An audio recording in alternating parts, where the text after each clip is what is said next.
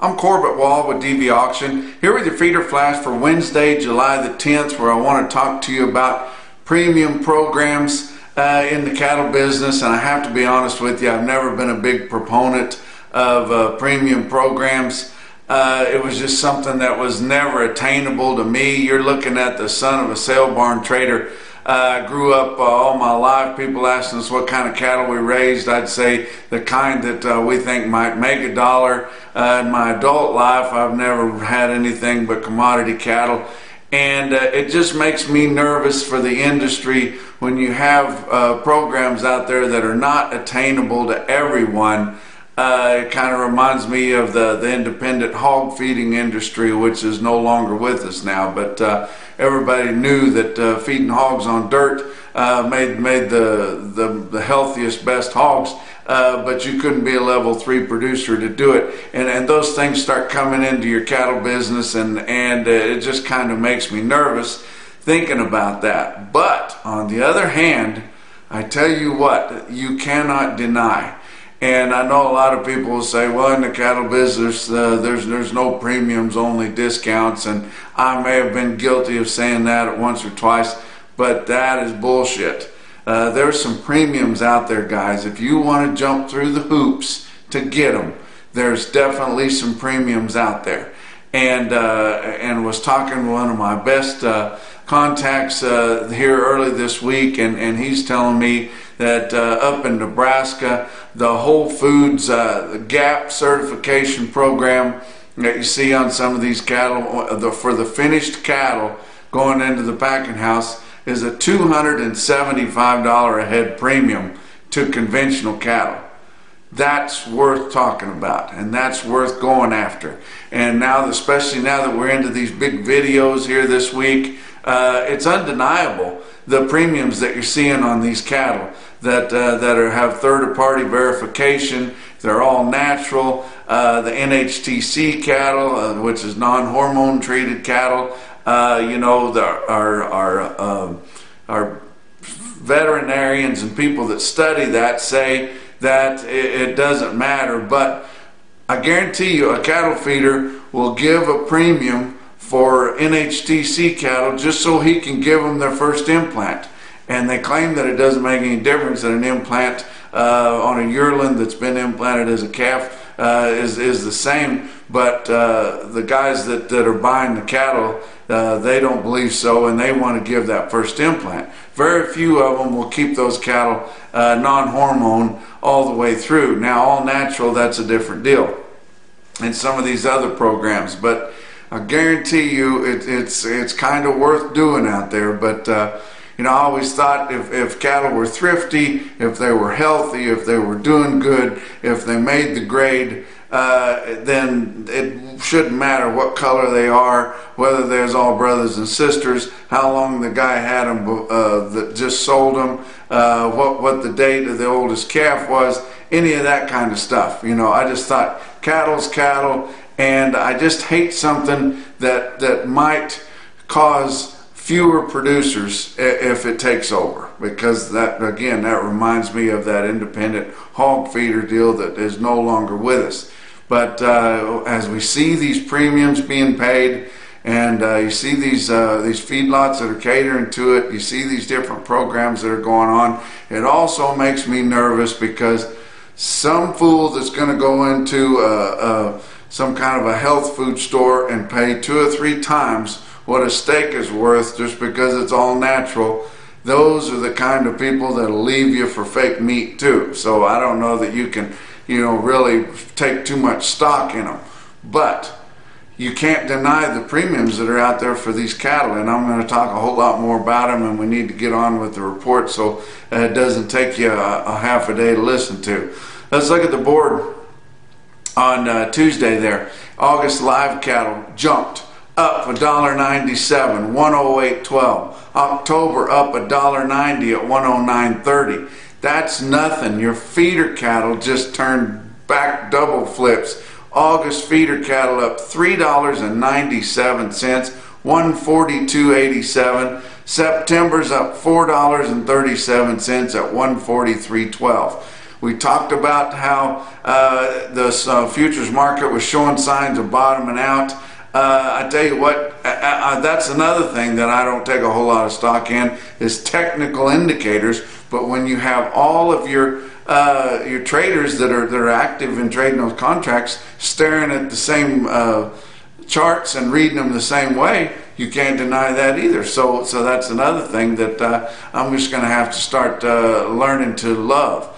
But we said that the industry, the technical industry, was looking at indicators on these charts saying that it was time to quit being short and start being long. Another thing that's happened is a lot of your managed money, your funds, were short the feeder cattle market. Well, they're going to take losses just so long, and then they're finally going to get sick of it. Well, when they get out of those shorts, guess what? That's going to make the market go up even more. And every time it goes up, a lot of these funds, they're just going to cut their losses, and when they puke those shorts, then it's going to go up. And we're starting to see that because of everything on the technical charts. Another thing that's in there is I think people are starting to maybe get over the fact that we're not going to have a washout of the corn crop, because this corn crop's looking better and better all the time. You know, I saw something the other day that we've had the wettest 12 months in the last 124 years, something like that. You know, moisture makes more corn. And I don't care, any normal year you would have had at least as many dry, drought out acres as you did flooded out acres this past year. And I'm going to get people saying, well, I know, and not picking on anybody, but saying, well, I was driving all around Minnesota. And remember, there's counties in Iowa that grow more corn than most states. And the same goes for Nebraska and all in there in your corn belt, and that's why they call it that. But this feeder cattle board has jumped up, and your live cattle board has gone up, you know, close to $2. That gives these guys a lot more room to hedge these cattle, and it was just timing. And I know your videos, I know Western Video wished that they hadn't sold their yearlings on Monday and we're selling them on Wednesday here, the last day of the 3-day video, but you never know how things are going to work out. I know that Superior's week in the Rockies, they would have rather sold those yearlings either late this afternoon on Tuesday or on Wednesday, because a lot of those sold so early in the day on Tuesday that people didn't really have faith in that the futures were going to close that well. They were kind of looking at it, but they never really got confident till late in the afternoon when the board closed to really start diving into them. But it's just, and that's another thing that's got to be frustrating for producers, is that a futures market that's used as a hedging tool dominates your cash market all the time. And that's kind of what we're looking at now too. But let's go on and talk about some other things. Your fat cattle trade, non-existent. Why? Because it's going to be higher. When it's going to be higher, and everybody knows it's going to be higher, you've never heard anything quieter than a bunch of packer buyers.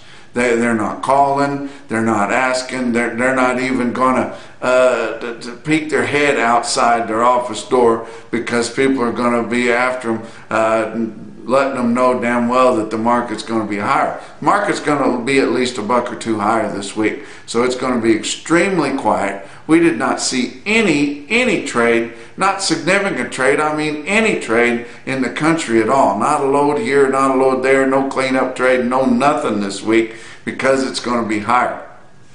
I talked about your big videos are going on. I like to keep you guys abreast of what's going on. Superior's week in the Rockies is going on. I wanted to give you some quotes on there. And then I want to show you kind of a comparison between just straight up cattle and then cattle with all those bells and whistles on the premium programs. But probably once the board got high enough for it to really start to make a difference on that video on Tuesday, on Superior's video, the week in the Rockies at Loveland, Colorado, was about 9:45 a.m. in the morning. And that's mountain time because they're having it over there in Colorado. But that was, you know, that's 10:45 Central. You're starting to realize, hey, this board's for real. Okay, they sell the White and Sons cattle on there. There's 522 head of them.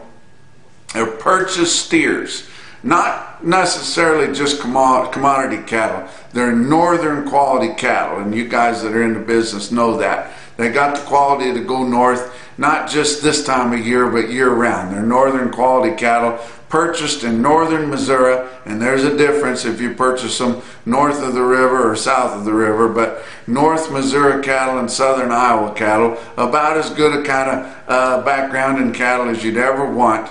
But they grazed them out there at Council Grove, Kansas, right in the heart of the Flint Hills. But no premium programs to speak of. I mean, good, healthy, yearling, long-time wean. Of course, everything's fine. They've had all their shots. That's not enough anymore if you want to attain the extreme top of the market. But 52 of these, predominantly black, but all solid colored cattle, but good northern quality cattle, grazed in the Flint Hills. They will do it all. They weighed 850 pounds, or they will base weight 850 pounds when they come mid-July, when those double stock cattle come off, $144.75. So that's $2 to $3 higher than the best market we saw on those Flint Hill type grazing cattle up till now. So we did see quite a bit of gain in the market. You could sure call that 2 to 3 higher than before the board really jumped up there. But soon after, as we got into the early afternoon, or for sure the afternoon in Central Time Zone, you started seeing more and more of those 9-weight grazing green grass yearlings on that Superior video, on the 9 weights bringing up into the 140s, and that's similar to what they were doing on Monday on Western video. But good market out there, but still early in the morning, especially on Tuesday, some of those guys that have those big strings of yearlings out there were still POing them, scratching them, thinking twice about that. You know, they're not making any money. They don't want to leave anything on the table, and they were getting a little nervous and then just pulling their cards in. So we'll see. There's still a lot of those cattle available for sale, but more and more of them went ahead and let them sell as the market come up due to the board. Now let's talk about some premium program cattle. Pioneer Ranch cattle on Superior video, 447 head of home-raised steers.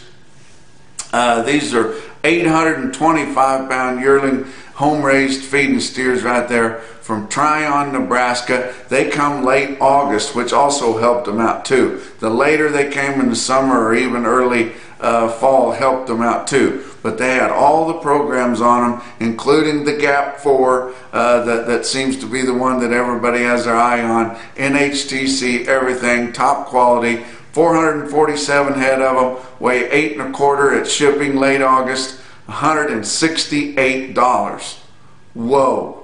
Now that is a lot of money. It looks like they gave up a lot of that premium that they hope to get if they keep them Gap certified all the way to slaughter. But they gave it up right on the get-go there. But now let's go over to Western video. They were on the second day of their 3-day sale there in Reno, Nevada. Look at these cattle here. Mike LeGrand cattle, 600 head of weaned steer calves, not in the 5-area feeding region, way off in Sprague River, Oregon, way out there, but to weigh 700 pounds. They're, yes, calves, but weaned steer calves, so that's a different deal. 600 head of them, 700-pound weaned steer calves coming in early October. That helped them out too. But here's what really helped them. Those cattle were represented by Justin Neeson, friend of mine from Shasta Livestock out there in Western California. But these cattle were not only Gap 4, not only NHTC, not only all the bells and whistles, but the big gong right in the middle called organic. But, and I know it's out there on the West Coast, so you may have a hard time getting this much for organic cattle in the central part of the United States, but way out west, 600 weaned steer calves to weigh 700 pounds in early October bring $183. Okay, you're starting to get an idea of what these premium programs are worth too. But these packer margins are starting to tighten a little bit. so far, or supposedly this week, things are tightening up. Your box beef cutout values have kind of leveled off and are starting to weaken a little bit. Now we're looking at a cash fat cattle market, and then trailing soon behind your formula market is going to be a little bit higher. And now your packers are starting to worry about tightening of margins. But supposedly going into this week, your packers were only making a little over $200 a head.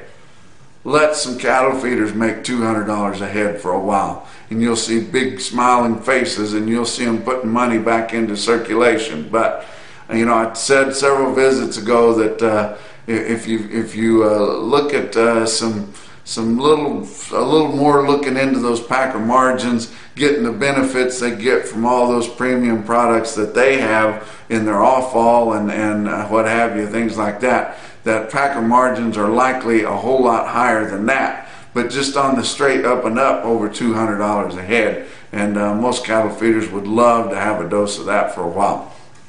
Talk about some other things going on in the market. Your Plant-Based Food Association, they're active. Wish we had an active beef checkoff. They're good at running ads and things like that, but they need to get out here and fight this fake meat deal, guys. Don't think I'm against the beef checkoff. I think $1 a head is cheap if we get some good promotion out of it.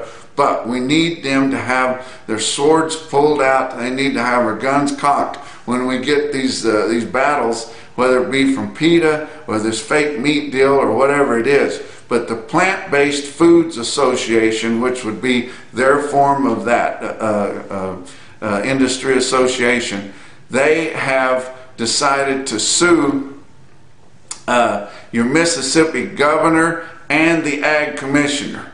They've got a vegan product maker that's joined in with them there, but they've decided to sue them due to them passing the law, like a lot of these states have, that's not allowing them to put meat on the fake meat products, which just seems kind of a no-brainer to me. They're not saying that they can't call them plant-based burgers or plant-based hot dogs or sausage or what have you. They just can't use the word meat, because guess what? It's not meat. It's an alternative product. But they're suing them. This will say a lot to how things turn out with a lot of this fake meat product. They're wanting to call it meat. They're wanting to put it right in there amongst your real meat products there. But in the coverage of that, I saw early this week that a lot of them were running this screen here of the nutrient breakdown. Now, we've seen a lot of different breakdowns, and we know that they can't really hang their hat on being healthier on this plant-based meat alternative product. But you see that on this one, the nutrient breakdown is very similar to beef, although it doesn't list the sodium, which the sodium levels are a whole lot higher in the fake meat product. And you see there that the protein levels are a whole lot lower. But everything else seems pretty similar. And I do think that this screen right here was kind of weighted heavily towards the fake meat product, because I've seen some other breakdowns similar to that didn't look nearly as attractive for your fake meat product. But let's talk about your feeder cattle markets. Your real-time index on Cattle Market Central late in the day on Tuesday, sitting at 136.45, up 77 cents. Didn't have a lot of big brick and mortar sales on Tuesday, but we are going to have one pretty soon here on Wednesday. OKC West had their calf sale on Tuesday. 2,000 head, hadn't had a sale for a couple of weeks. The calves had a higher undertone, but they are expecting 9,000 head of feeder cattle on the Wednesday sale. Hope to stop by. They're going to be traveling up towards the Midwest on Wednesday and hoping to stop in and see what the trade's like there at El Reno. But 9,000 head on offer. Tuesday sale that they did have some feeder cattle. Ozarks Regional Stockyards, West Plains, Missouri, 3,300 head there. They called the calves $4 to $10 higher. Dan Hill did, and I'm sure that was right. He called the yearling feeder cattle sharply higher than 2 weeks ago. So that's, when you're calling yearling feeder weights sharply higher, that's pretty impressive. Look at this one individual quote out of West Plains there. 62 head of 822-pound steers in West Plains bring 141.50. And I'll agree that would be sharply higher than 2 weeks ago there. I want to talk about a sale barn with an individual quote that I've never ever talked about before. Beaver County Stockyards, Beaver, Oklahoma. Had a call just right before the holidays, couldn't be more than a couple, 3 weeks ago.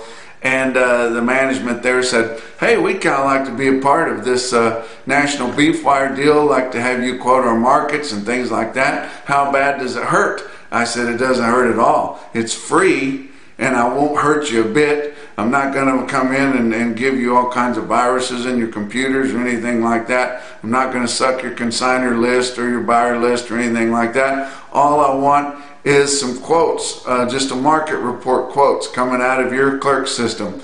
I made a couple of calls, a couple of more calls were made. Poof. We come back from the holidays, we got Beaver County Stockyards. Look at this individual quote from Beaver County Stockyards on Tuesday. 53 head of mixed steers, 913 pounds, 137.75.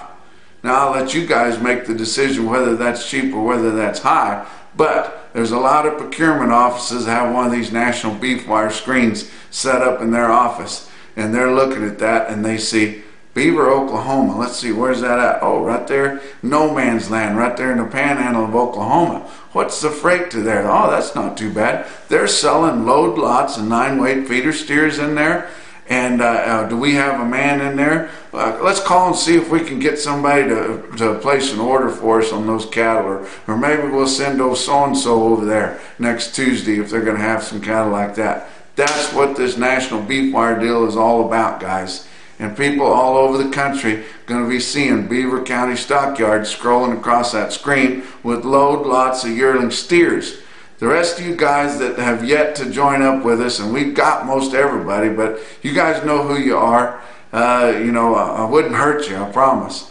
Give me a call and get a hold of one of us, and we'll get you fixed up if we can make it work. And most all of them do, unless you've got a real antiquated clerking system in your sale barn.